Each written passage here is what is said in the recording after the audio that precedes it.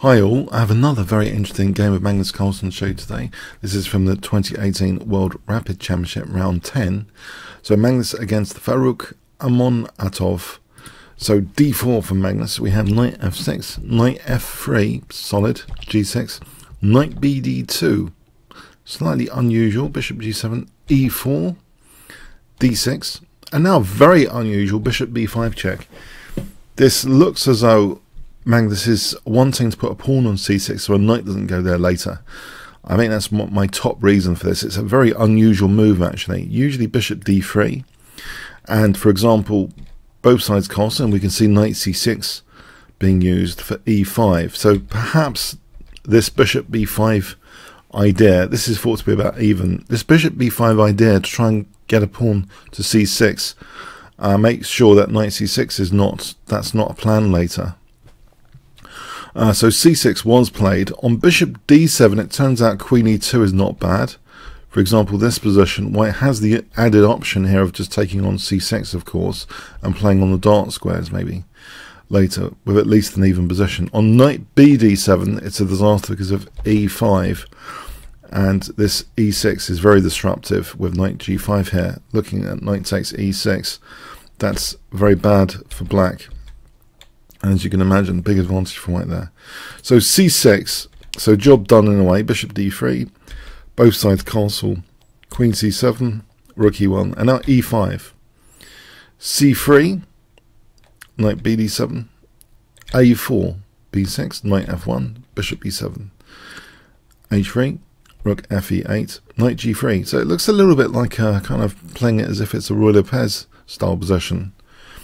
a6, bishop g5, h6, so provoking a weakness. So the bishop just goes back, happy that it's provoked a weakness here.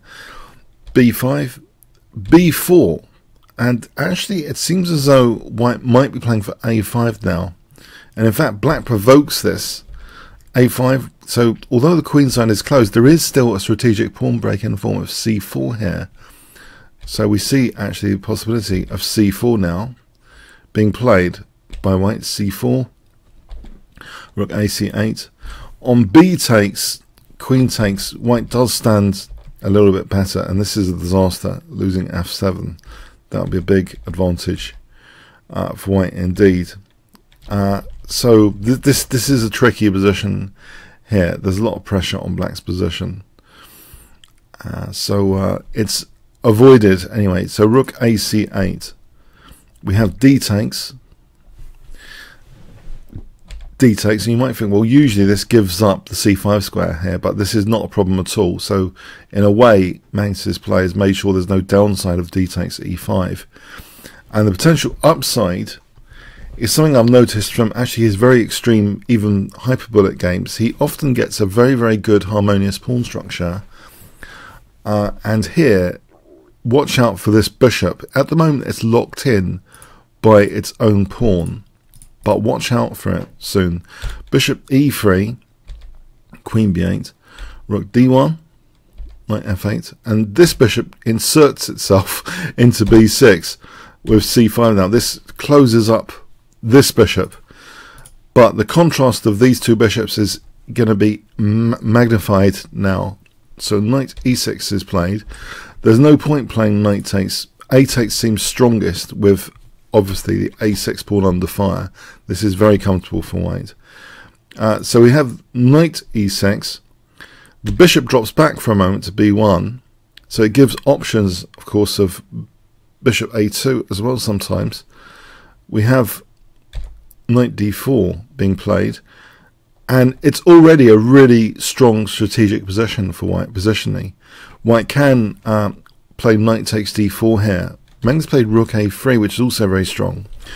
Knight takes d4 with the same sort of idea of f4. You can see that once f4 and e5 is played, this bishop is opened up on this key diagonal, just hitting the black king. It's extremely dangerous, and this bishop's not doing anything over here. It's just locked in by its own pawns. So there's a massive contrast of the light square bishops in this relation. This is just an example where black would be in big trouble.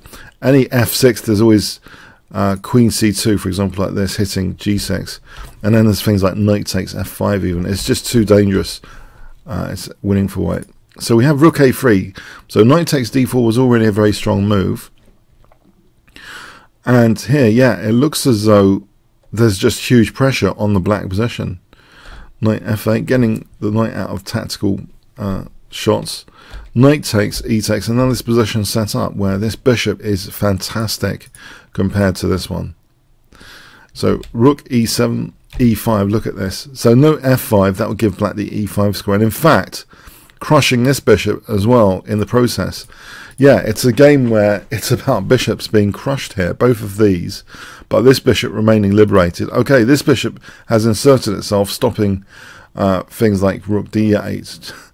So, very funny position. Rook c e8, knight e4, knight e6, and now the knight comes into d6. This looks massive advantage, visually crushing position here. And the rook is also potentially coming in with things like rook g3 and f5, just coordinating on g6. So gigantic position. And out of desperation, knight takes f4 was played. If, for example, the rook moves passively, well, it can just build up with rook e1 and then f5, and it's splat time after f5. For example, knight c7, form pawn, is absolutely winning material. And if this f5, if it's taken, then a knife on f5 emerges with the rook switching across, and this is absolutely crushing stuff. So it's a really hopeless looking position for this knight takes f4 to be played.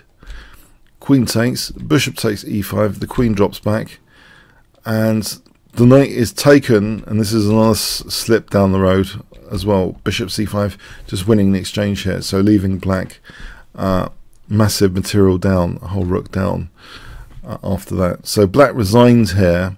If, for example, queen c7, we can just white can just take on e7. Queen takes d4 with a massive advantage. So another, it's a real crush, this game for Magnus Carlsen. He's really come back into the tournament. And this final day today, we'll see, you know, can he make it, can he really win the tournament?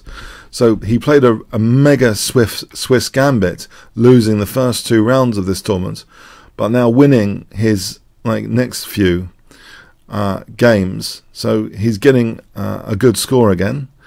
If you enjoyed this game video, then please click on the top left box, which should appear shortly. Become a member at chessworld.net. You can play against other YouTubers. You can also check the YouTube analysis of these and other games from the improved menu. Learn from the Masters YouTube order button. Comments, questions, donations, see the description. Like, share, subscribe with the notification bell, especially appreciated. And check out the new Teespring store in the description. Thanks very much.